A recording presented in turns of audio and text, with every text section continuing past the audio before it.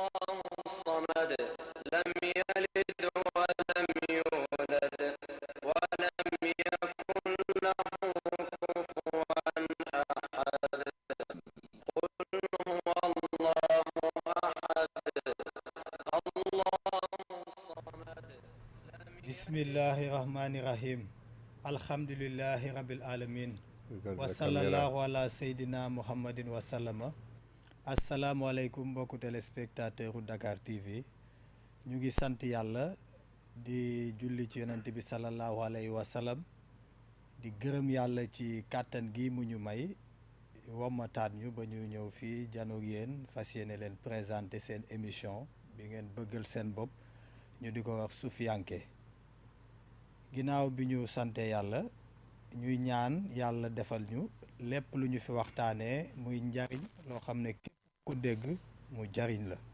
ba nga mën di ci jariñe tey nag dama invité waat ku ñu naan Abdallah Fahmi miin ngeen ko ci plateau bi muy borom xam-xam kenn dootu ko présenté boo xam ne fu ne ci àdduna dem na fa di waxtaan ci turu Serigne Touba Serigne Saliou yàgg ko yabal fu mel ni Maroc ak dëkk arab yu bari mu fay waxtaan yàlla nag defal ñu honneur defal ñu xéwal goo xam ne saa suñu ko soxlaa ci plateau bi rek mu ñëw malgré ni taawam xatee nga xam ni fi mu toll nii xat na lool ndax ku ne xam na ni dafa nekk ci wetu sëñ Mountakha Mbacké boole ci it di bind téere Serigne Touba yoo xam ne Serigne Saliou ko ci joxoon ndigal Serigne Mountakha joxaat ko ci ndigal kon ku xat la waaye loolu yëpp yàlla def boole maag moom ba heure bu ma ko invité rek mu daal di ñëw kon dañuy daal di tàbbi ci émission bi tey nag dañuy bëgg a waxtaanee thème bu am solo thème bi ñu di ko wax la vision du prophète à l'état de veille maanaam ndax gis yonent bi jëxërën nii ci loo xam ne doo nelaw ndax loolu lu mën a nekk la ndax dañu seetlu ni loolu sufiyanke yi ñoo faral di ko wax ni dañuy gis yonent bi jëxën ci loo xam ne duñu nelaw loolu nag sufiyanke yi dañ koy wax waaye ñu ci mel ni salafi yi dañu koy weddi ni loolu mënta ne yonent bi mu fi jógee ba léegi kenn mënatu koo teg bët jëxën ni loolu la ñu tam fas yéene waxtaanee tey ak suñu gan gi mu indi ci ay leeral yoo xam ne dañu bëgg mu wax fan la ñi nga xam ne dañu ne dañuy gis yonent bi jëxën yonent bi nga xam ne bi mu fi jógee yàgg na nit mën ko gis jëxën ñi koy gis fan lañ ko teg ak ñi nga xam ni weddi nañ ko seen weddi googu fan lañ ko teg ndax lépp lu nit wax am na fu mu ko teg kon dañuy tàbbi ci émission bi directement tàmbali rek ci nuyu suñu invité asalaamualeykum wa rahmatullah Abdallah Fahmi mon ami on va entamer l'émission. La première question que je vais te poser, les soufis ont l'habitude de parler de la vision du prophète à l'état de veille. Ils disent qu'ils voient le prophète à l'état de veille. Et ils leur parlent et ils leur donnent des secrets. Beaucoup d'awliya ont dit ça. Et ils sont contestés en général par d'autres musulmans, d'autres savants musulmans, comme les salafis. Ils refutent complètement cette thèse-là. Donc, on voulait des éclaircissements. Si vous pouvez nous donner des arguments qui poussent les soufis à dire qu'ils peuvent voir le prophète à l'état de veille, où ils reposent leurs propos, et les salafis en général qui refutent ça, pourquoi ils le refutent? Quels sont leurs arguments? C'est ça la première question. D'accord. Bismillahir Rahmanir Rahim. Salatu والسلام على سيد المرسلين سيدنا Muhammad وعلى آله وصحبه أجمعين. La question est très très importante parce que c'est une connaissance malheureusement qui n'a plus cours dans le monde musulman actuellement. C'est rare que quelqu'un soulève ce sujet. Et je te remercie infiniment d'avoir soulevé ce sujet qui est très important. La vision du prophète Mohammed sallam est attestée par les hadiths du prophète Mohammed sallam et pratiquement tout, la quasi-totalité des Ahl al-Hadith, des Muhaddithin, acceptent la vision du prophète Mohammed sallam, malgré que les gens ne savent pas et malgré les affirmations et les dénégations de ceux qui infirment la vision du prophète Mohammed sallam. Mais il y a presque unanimité chez Ahl al-Hadith, c'est les maîtres du Hadith, sur la possibilité de la vision du prophète Mohammed sallam à l'état de veille. Ce qui est paradoxal. Le prophète Mohammed sallam, il dit Man ra'ani fil manam faqad ra'ani. Inna shaytan la yatamathal bi. Celui qui m'a vu en songe, dans le rêve, il m'a effectivement vu. Faqad ra'ani. Inna shaytan la yatamathal bi. Satan ne peut pas prendre ma forme. Ne peut pas. Donc, si tu vois le prophète Mohammed sallam, même à l'état de rêve, tu l'as vu effectivement. Parce que Satan ne peut pas prendre sa forme. Maintenant, pourquoi on affirme la possibilité de la vision du prophète Mohammed sallam à l'état de veille? Parce qu'il n'y a rien, absolument rien qui ne l'infirme. Il n'y a aucun argument qui peut l'infirmer. La différence entre l'état de veille et l'état de rêve, c'est ça ce qui fait défaut.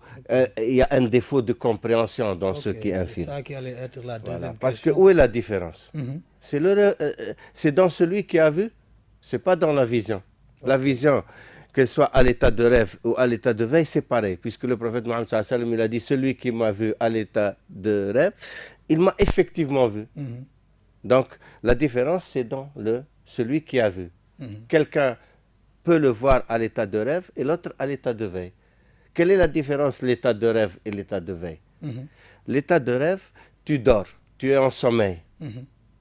Donc, tes sens sont en sommeil.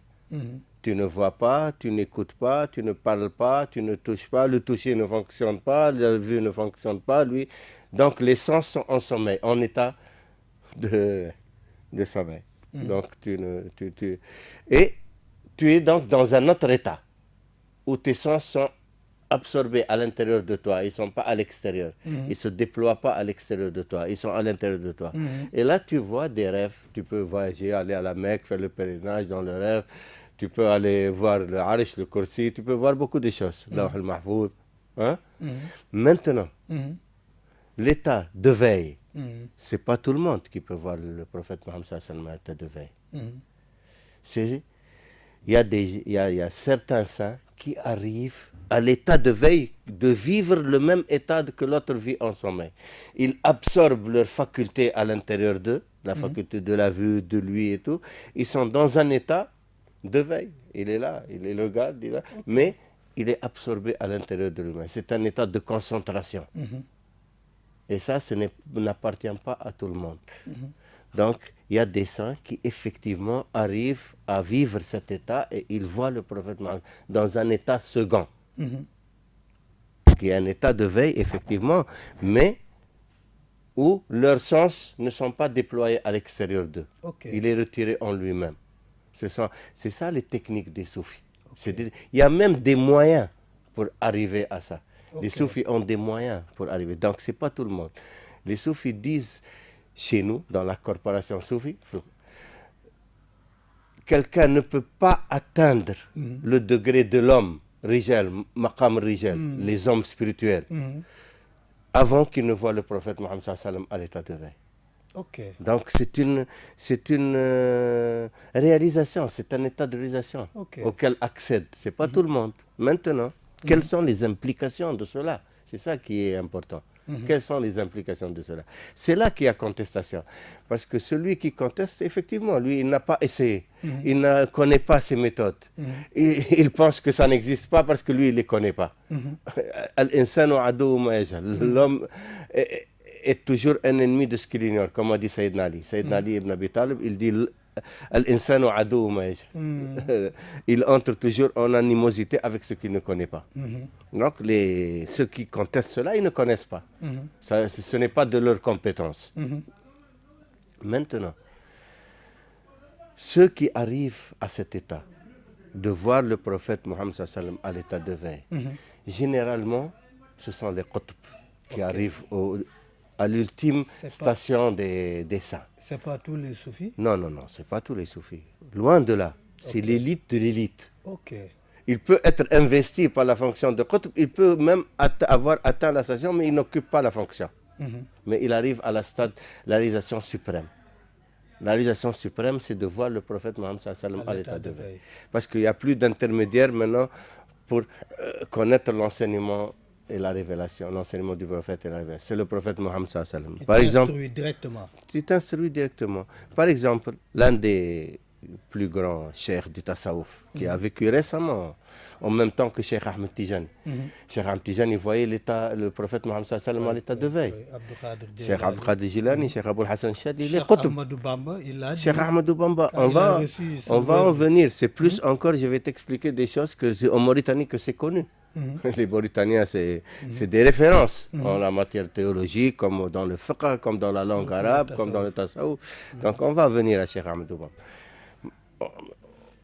Cheikh Ahmed Driss, c'est Cheikh Ahmed Driss, il disait تعلمنا العلم من أفواه الرجال مثلكم ثم عرضناه على رسول الله صلى الله عليه وسلم فما أثبته أثبتناه وما نفاه نفيناه.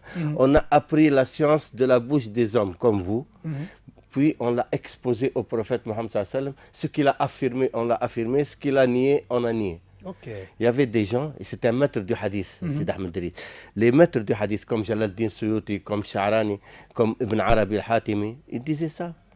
Il voyait le prophète et il lui disait, est-ce que ce hadith-là, on peut le certifier que le prophète le nie ou l'affirme? Même les sagesses des prophètes d'Ibn Arabi, il a dit que c'est le prophète qui lui a dicté ça. Oui, il a été contesté par beaucoup, mais les maîtres, ils reconnaissent. Sont à l'unanimité. Ibn Arabi, c'est le sceau des saints, Khatim al-Awliya. Ça, c'est admis par les soufis.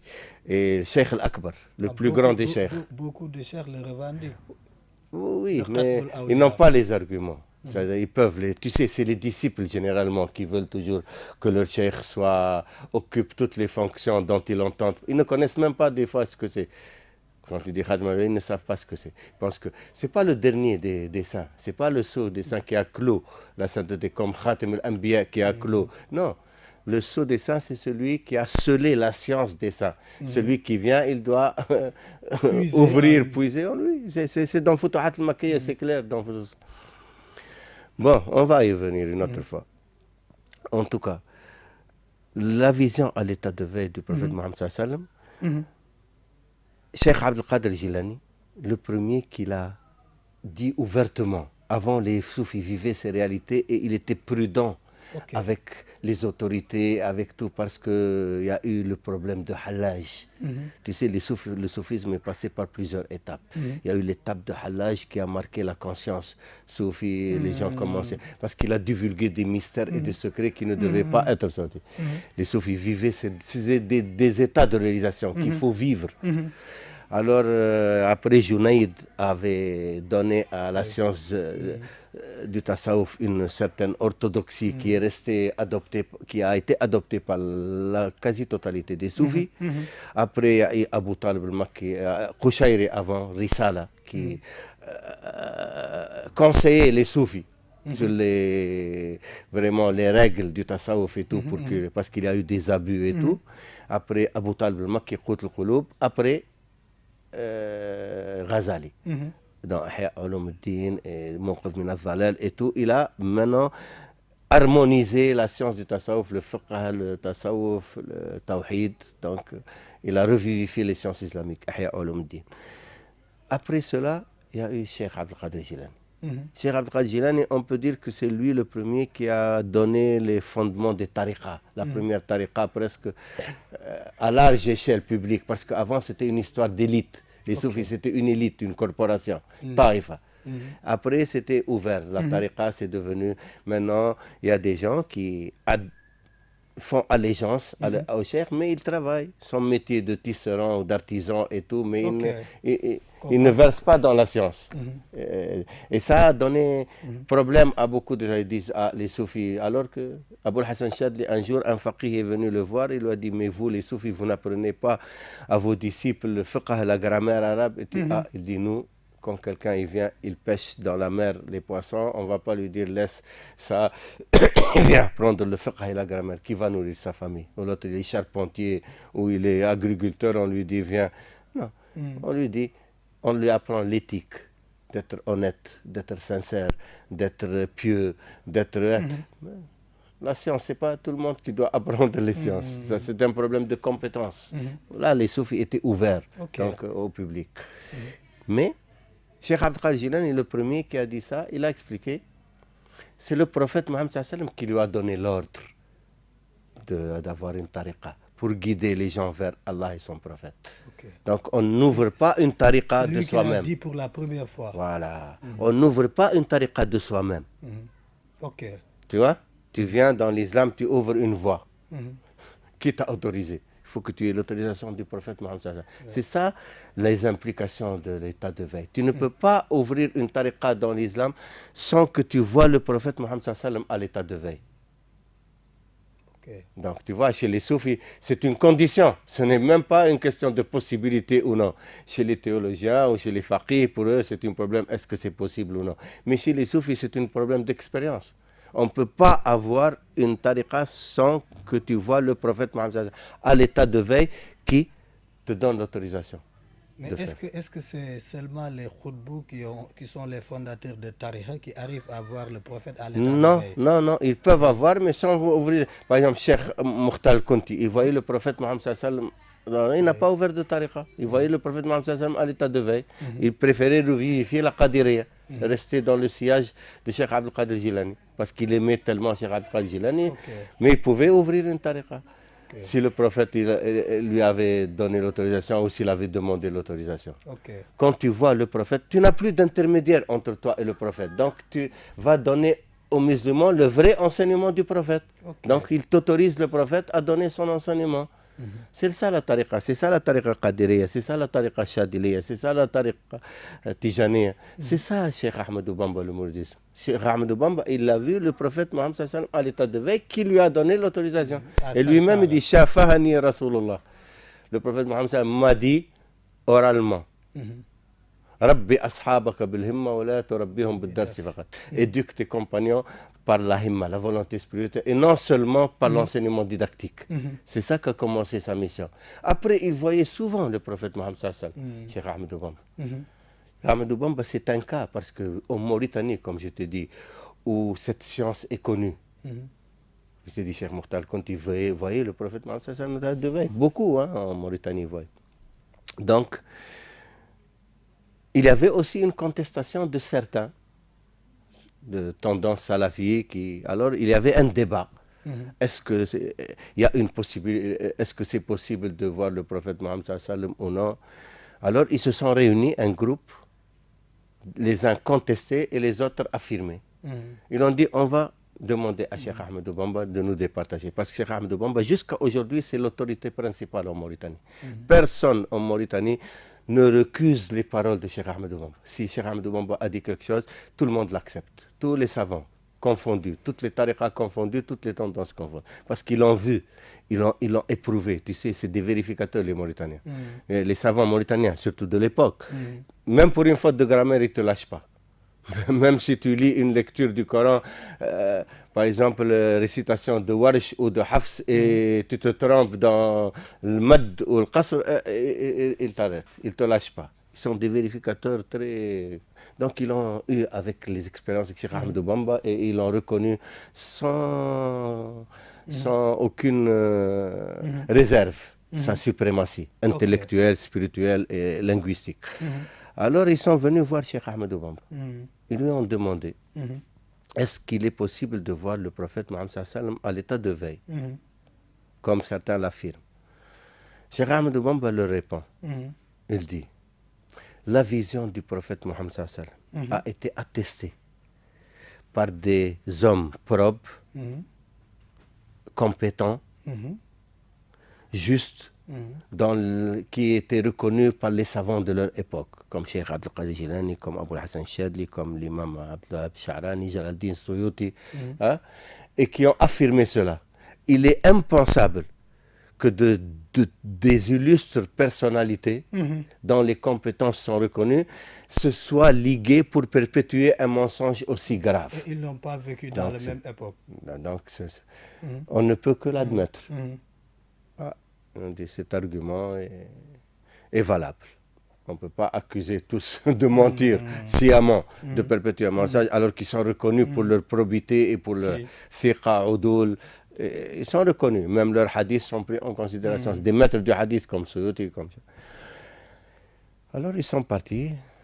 Après ils ont dit, certains ont dit, mais Cheikh Ahmed Bamba, il dit dans ses écrits, le prophète Mohammed sallam m'a dit, le prophète Mohammed sallam est venu me dire, par exemple, il y avait eu un problème théologique très très grave en Mauritanie entre Abu Bakr Fatah, qui avait l'une des plus grandes mahdara, et avec les Tijanes, sur le Ma'aya. Le problème de l'immanence divine, Maya. Et Cheikh Ahmed Bamba a tranché, il a dit, dans sa réponse, il a dit, la preuve de ce que je dis, il a dit Ghazali, Senoussi et Cheikh Ahmed Tijani ne divergent pas, parce qu'on a opposé les paroles de Ghazali à celles de Senoussi et de Cheikh Ahmed Tijani pour accuser les Tijanes. Mais Cheikh Ahmed Bamba a défendu Cheikh Ahmed Tijani et il a dit, la preuve de ce que je dis, le prophète Mohammed sallam est venu me dire, quand j'écrivais ce conseil pour mes frères en islam, que Cheikh Ahmed Tijani, Cheikh Senoussi, Cheikh Ghazali et Imam Ghazali ne divergent pas. Ce sont leurs prétendus disciples qui divergent. Ok. Tu vois? Donc, et puis c'est connu la lettre, elle est dans Irwa al-Nadim de Sir Moudou-Lamine Dagana Diop. Donc c'est clair. Attends. Alors, ils disent, puisqu'il dit que le prophète, pourquoi il n'a pas confirmé lui-même? Il dit, voilà, Suyuti a dit, Sha'rani et tout, il faut les croire. Pourquoi il ne confirme pas lui-même? On va retourner. D'autres ont dit, non, on a compris ce qu'a dit Cheikh Ahmed Bamba. Certains sont revenus et d'autres non. Ceux qui sont revenus, Cheikh Ahmed Bamba les a fait attendre. La prière est venue, il a dirigé la prière, ils l'ont prié derrière lui. Puis il est allé, c'était en Mauritanie, il est allé dans une tente où personne n'est jamais entré en dehors de lui. Il n'y a que lui qui entre dans cette tente.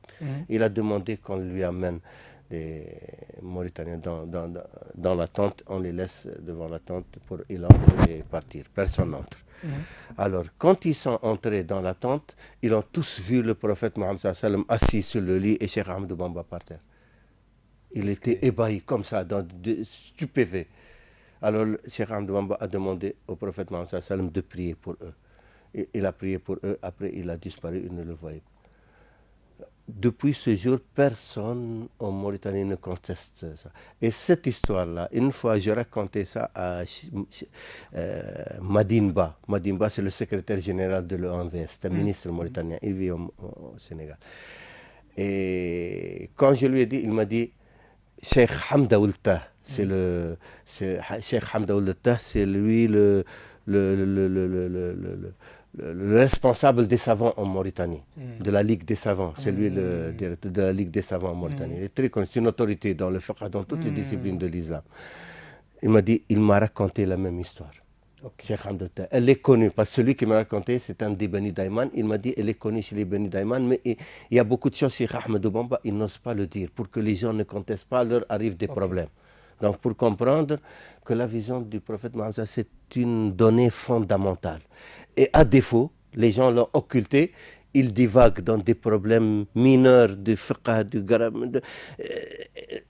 Tu vois à la télé des fois, des débats de télé sur la qamis, sur la barbe, sur le hijab, le niqab, sur des détails, alors qu'il laisse le plus important, que le prophète Mohammed sallam nous distille son enseignement directement à travers les plus grands saints. C'est impensable, c'est incroyable. C'est pas une chose facile, c'est clair maintenant. Vous dites que la vision du prophète est réservée. C'est une vérité attestée. Voilà, attestée et réservée au Khutb, fondateur de Tariqa. Il y en a d'autres qui peuvent le voir, mais qui sont arrivés à la station de Khutb, mais qui n'ont pas fondé de Tariqa. N'ont pas occupé la fonction. Tout à l'heure, vous avez parlé de la différence entre la vision à l'état de rêve et la vision à l'état de veille. Vous dites que la différence, c'est pas entre les deux rêves, mais c'est au niveau du visionnaire. Normalement, quelle est la différence entre les deux visionnaires qui ont Ce sont les implications.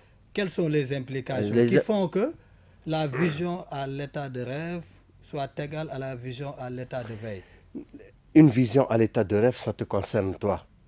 Le prophète Mohammed sallam peut t'annoncer une bonne nouvelle, peut te donner, te montrer un secret, par exemple, ou un mystère, ou un problème que tu n'arrivais pas à résoudre, un problème de fiqh ou un problème de tasawwuf ou un problème de tawhid, tu vois. Il peut le prophète Mohammed sallam t'enseigner cela. Mais tu n'as pas, ça c'est pour toi. Mais quand tu es à l'état de veille, il y a des implications. Il te donne une autorisation pour enseigner son enseignement. Donc tu deviens un représentant du prophète Mohammed sallallahu alayhi wa sallam. Il te fait son héritier. Al-ulama warathatul anbiya. Les savants sont les héritiers des prophètes. Tu vois? Donc il te fait confiance. Il te fait confiance pour guider une partie de sa communauté. Donc là tu réalises ce hadith qui dit que les savants de ma communauté sont les héritiers des anbiya. Oui. Tu réalises ce verset. Oui. Donc ce verset n'est pas. Ce verset est. C'est un hadith. C'est hadith, autant pour moi. Ce hadith est une station. Oui. On dit que, en général, on dit que tous les savants sont les héritiers des prophètes. Oui, les savants qui s'occupent, par exemple, des hadiths, c'est les héritiers du prophète pour nous transmettre ses enseignements et ses propos, parce qu'ils vérifient si le hadith est authentique, s'il est faible, s'il est la chaîne de narration, le sanad del matn. Donc c'est des vérificateurs et pour nous transmettre le vrai enseignement. Donc ce sont des héritiers dans la parole du prophète Mohammed sallallahu alayhi wa sallam. Les awliya sont les héritiers des états spirituels des prophètes. Ils vivent les états spirituels du prophète, l'abnégation, la générosité, la bonté, la miséricorde. Il essaie d'acquérir les qualités du prophète Mohammed sallallahu alayhi wa sallam pour guider les gens dans cela. Donc il y a la différence entre le alim et le wali. Et le alim aussi, il y a le alim amil, celui qui met en pratique son savoir. C'est ça la différence du wali. Le wali, il met en pratique ce qu'il connaît sur le prophète, de l'éthique, l'akhlaq du prophète, il les met en pratique. Le alim, il peut apprendre, mais il ne met pas en pratique. S'il met en pratique, il sera pareil au wali. Parce que l'essentiel, c'est de mettre en pratique ce savoir. Si tu... Al-alim, al-amil, quel wali salih, comme le saint. Les deux sont des héritiers. Un grand awliya avait répondu ça à un savant qui lui disait que vous dites des propos, vous voyez le prophète à l'état de veille, vos karamas que vous parlez, tout ça. Pourquoi vous dites ça? On est pareil avec vous. Le savant qui œuvre, qui met en pratique son savoir, c'est pareil. Et il lui répond, on est pareil, sauf que nous, on met en pratique tout ce que nous savons. Voilà.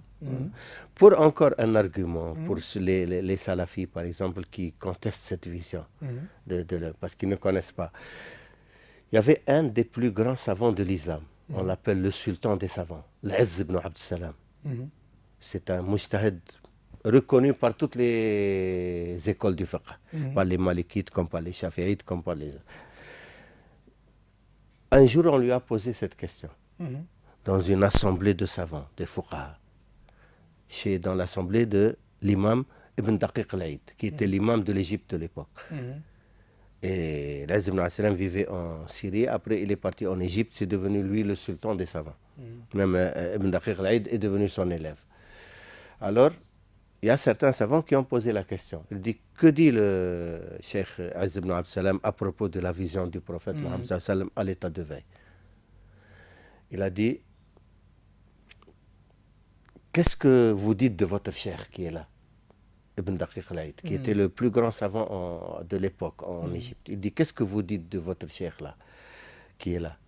Ah, il a dit, c'est l'homme le plus savant du pays, il est propre, honnête, juste. Il dit, s'il vous transmet un hadith du prophète Mohammed sallallahu alayhi wa sallam, qu'il tient de son cheikh, qui le tient de son cheikh, dans une silsila, chaîne ininterrompue jusqu'au prophète Mohammed sallallahu alayhi wa sallam, où il n'y a pas de faille, est-ce que vous acceptez ce hadith du prophète et vous œuvrez avec? Sans aucun doute.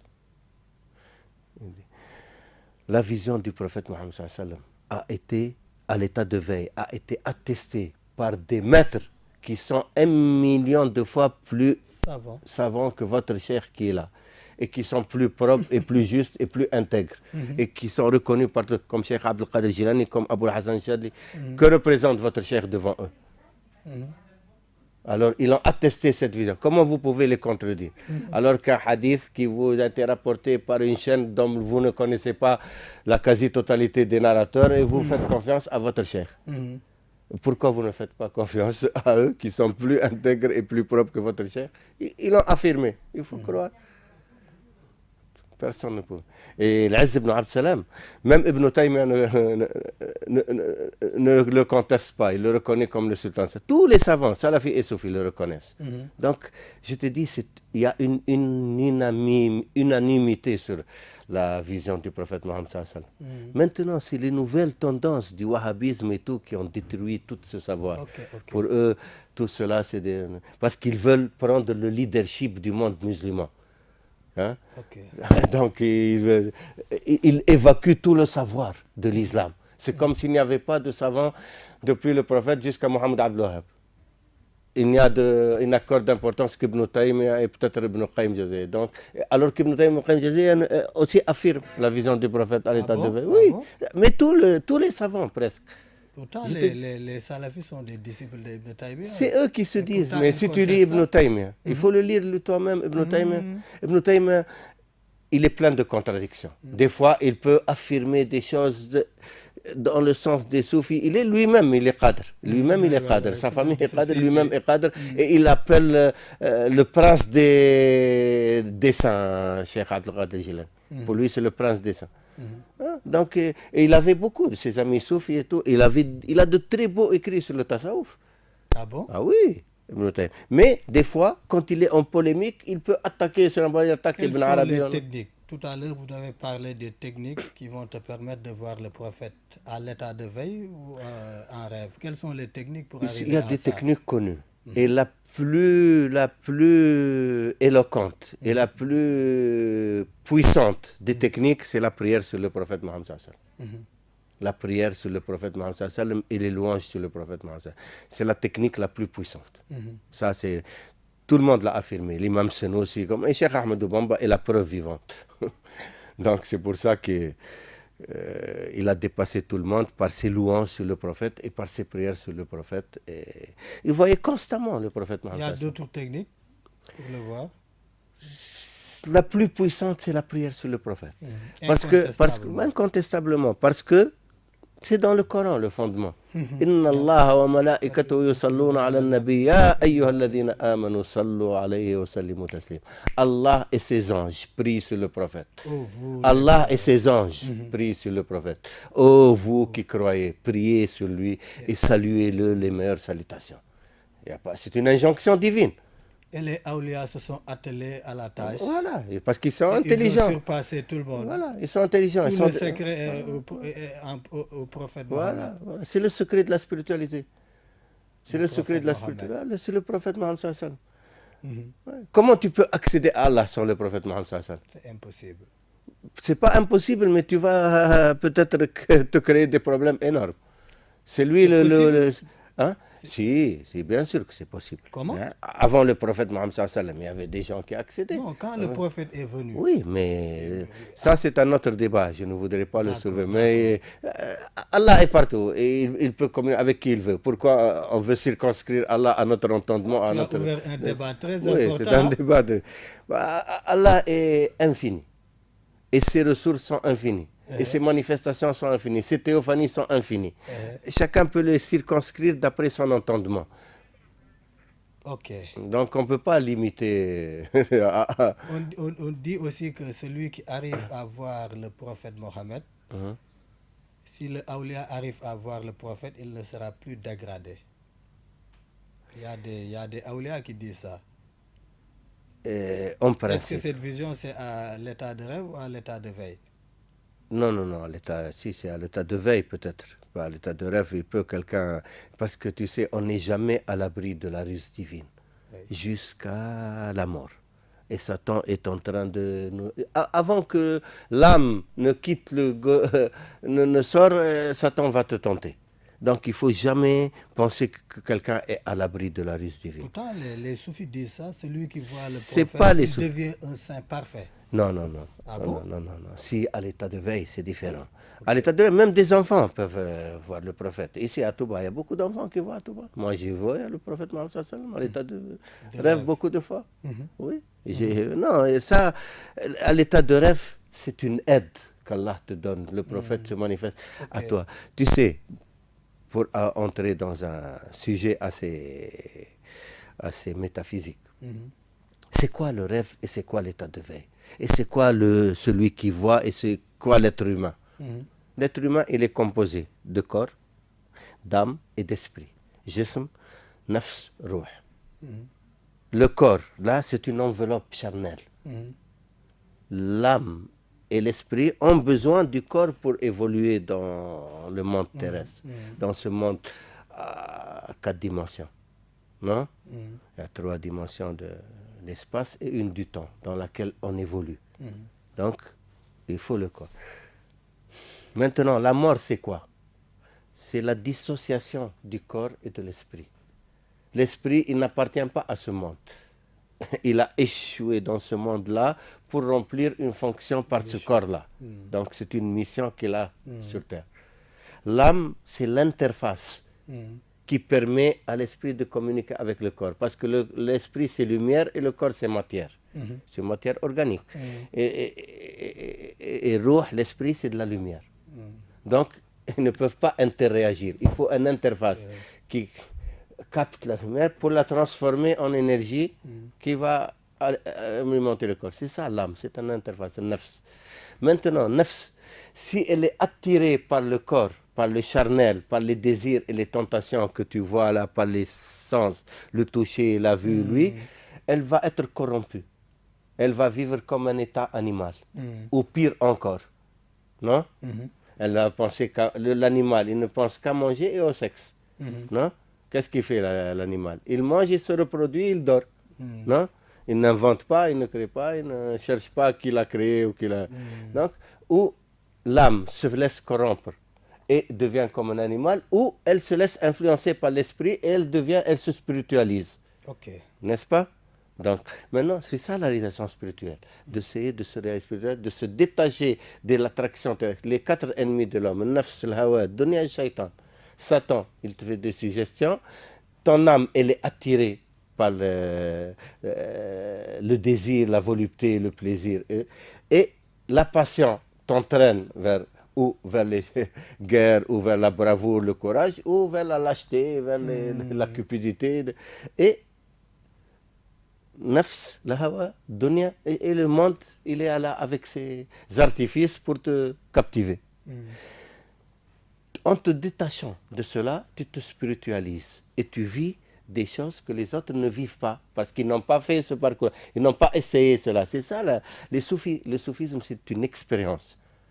Il faut le vivre, expérimenter. Donc, ils se détachent et ils vivent. Maintenant, ils vivent les choses plus spirituelles que les autres. Les autres vivent, tu trouves quelqu'un, un homme charnel, il est plus intelligent dans la vie. comment construire les maisons, les routes et tout, gagner de l'argent, fructifier son argent, il est beaucoup plus intelligent. L'homme spirituel, son intelligence, il l'utilise ailleurs. Comment accéder à Allah, à l'agrément d'Allah, voir le prophète Mohammed sallallahu alayhi wa sallam, que ce soit à l'état de rêve. C'est chacun son domaine. Imam Hazeli l'a bien dit, il dit que ce sont les simples d'esprit, ils sont plus nombreux au paradis. Voilà. Le boula. Oui, donc voilà, c'était chacun. C'est pour ça, les actes ne valent que par les intentions. Donc, chacun ses intentions. Les hommes de spiritualité, ils se tournent vers l'esprit. Donc leur âme est attirée vers l'esprit. Maintenant, quand tu dors, ou ton âme elle est attirée vers l'esprit, ou tu dors et tu es en train de penser à la banque, au banquier, s'il ne t'a pas escroqué, ou s'il n'a pas utilisé ton argent, ou tel per l'investissement que tu as fait là. Tu es en train de... Donc le rêve devient une projection de tes désirs, de tes penchants. Voilà. Okay. Parce que là, ton âme, elle est en conséquence. C'est une interface. Si tu es dans l'esprit, tu vas voir des choses spirituelles. Sinon, tu vas rêver des choses matérielles. Maintenant, la mort, c'est plus. Maintenant, la mort, c'est une dissociation du corps, de l'esprit et de l'âme. L'esprit, il rejoint son monde des esprits. L'âme, qui est l'interface, elle reste un capteur. Elle capte l'esprit. Elle peut agir. Ou elle est attachée au corps, aux choses matérielles, elle souffre dans la tombe, ou elle est attirée par l'esprit et elle est libre de voyager. C'est de chacun maintenant, d'après son niveau de réalisation, il y a ceux qui peuvent agir encore pour aider leurs proches, leurs compagnons, leurs disciples et tout. Donc après la mort, soit l'âme suit l'esprit ou le corps. Le corps, elle est attachée. Le corps, il va subir les châtiments. Elle est dans la tombe, les vers, les scorpions, les serments. Et s'il suit l'esprit, là, il est libre, il est détaché, libre et il peut aider les autres. Ça dépend des pouvoirs qu'il a acquis. C'est pas le tasrih? Il y a plusieurs niveaux. Le tasrih, tu peux évoluer dans les trois mondes. Dans Alam al-Malakout, dans Alam al-Mulk et dans Alam al-Amr. Ça, c'est le tasrih. Être aussi affranchissement. Tu es affranchi de toutes les stations. Donc, il y a une différence entre être et tasrih. Tasrih, il y a et affranchissement. Voilà, on traitera ça une autre fois par détail, parce que il faut donner des détails sur cela. Mais pour comprendre cela, il y a un hadith qudsi, très simple. لا يتقرب إلي عبدي بشيء أحب إلي مما افترضت عليه وما زال يتقرب إلي عبدي بالنوافل حتى أحبه وإذا أحببته كنت بصره الذي يبصر به وسمعه الذي يسمع به ولسانه الذي ينطق به dans un version ولسانه الذي ينطق به ويده التي يبطش بها ورجله التي يسعى بها. Mon serviteur ne peut pas m'approcher par meilleur que ce que je lui ai prescrit. Et plus il s'approche de moi par les œuvres surrogatoires, plus je l'aime. Et quand je l'aime, je deviens sa vue par laquelle il voit, son oui par laquelle il entend, sa langue par laquelle il parle, sa main par laquelle il agit et ses pieds par lesquels il se déplace. Donc ses facultés et ses organes, main et pieds, vue, oui et parole. Donc ce hadith veut tout dire. Ça veut dire que quelqu'un il est arrivé à cette station où Allah l'aime, Allah devient sa vue. Donc il voit par Allah, il entend par Allah, il parle par Allah. Comme on a dit, il devient représentant d'Allah sur terre. Il représente. Un lieutenant de Dieu. Lieutenant. C'est la vocation originelle de l'être humain. Allah a créé l'être humain pour qu'il soit son khalif sur terre. Voilà. Maintenant, ceux qui ne s'intéressent pas à la spiritualité, pour eux, ils lisent le Coran mais ils ne comprennent pas. Quand Allah dit qu'est-ce que ça veut dire? L'être humain, c'est quoi? Il a façonné d'argile et il a soufflé son esprit. Quand je lui ai insufflé mon esprit, c'est l'esprit. Donc, ce qui nous lie à Allah, c'est l'esprit, c'est pas le corps. Le corps, c'est de l'argile qu'Allah va façonner. Donc, c'est cet esprit-là, qu'on dit consiste de tâches du corps. Il peut, maintenant, si dans cette vie terrestre, cet esprit-là qui vivait dans le corps, il a été aimé par des personnes qui l'ont servi, qui l'ont travaillé pour lui, qui ont œuvré, il va les aider après, pour les guider. Comme aujourd'hui on vit ces réalités. Ces réalités se vivent dans le tasawwuf. C'est pour ça qu'ils vivent avec leur cheikh comme s'il était toujours vivant. Ils le voient dans son représentant. Ils vivent avec lui. Tu entends les mourides d'aujourd'hui, c'est comme s'il est là. Il est là. Ils vivent ces réalités. C'est du batan. Tu ne peux pas l'expliquer. Ça. Celui qui ne vit pas ça, il pense que les gens divaguent. C'est le zawr, comme dit Imam Ghazali. Et donc, il faut comprendre ce que c'est ruh, l'esprit, pour comprendre ces choses-là. Qu'est-ce que c'est nafs? Qu'est-ce que c'est le ruh min amri rabbi, disait Allah, dit Allah dans Yas'alunaka 'anir ruh, qul ar-ruhu min Mais amri comment rabbi. on comprend ça? Parce que beaucoup de gens, quand ils parlent de ça, ils disent on ne peut pas parler de l'esprit. C'est le domaine de Dieu.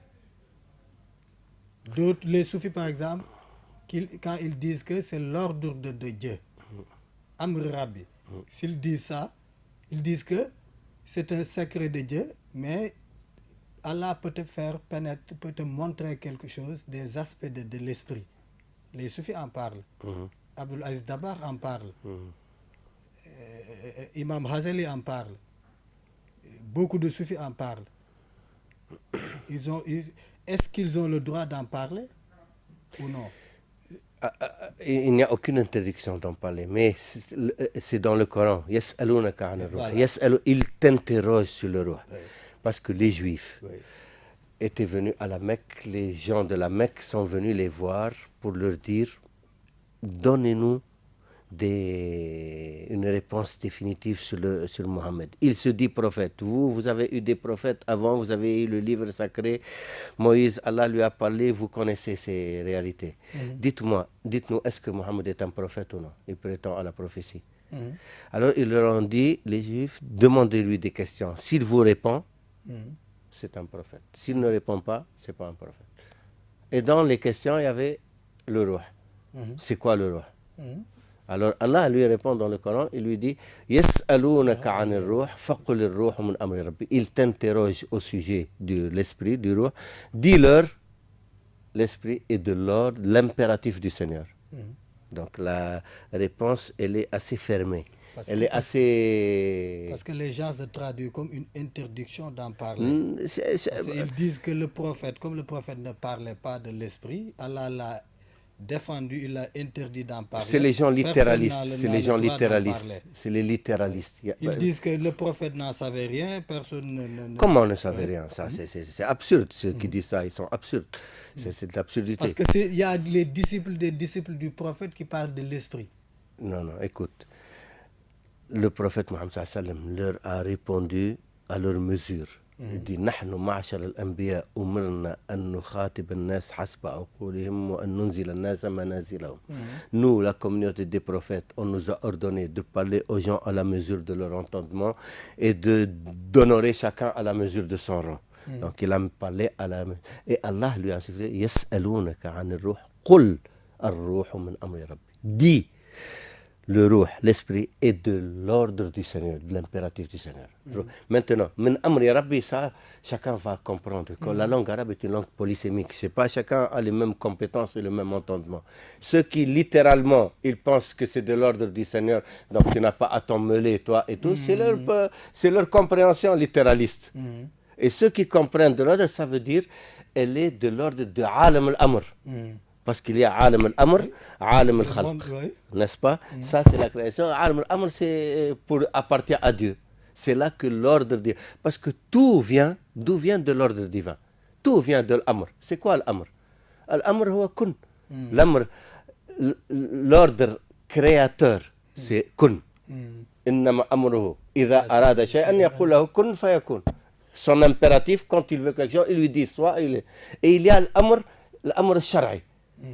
L'ordre législatif qui nous ordonne de prier, de jeûner, ça, c'est l'ordre juridique, l'ordre législatif.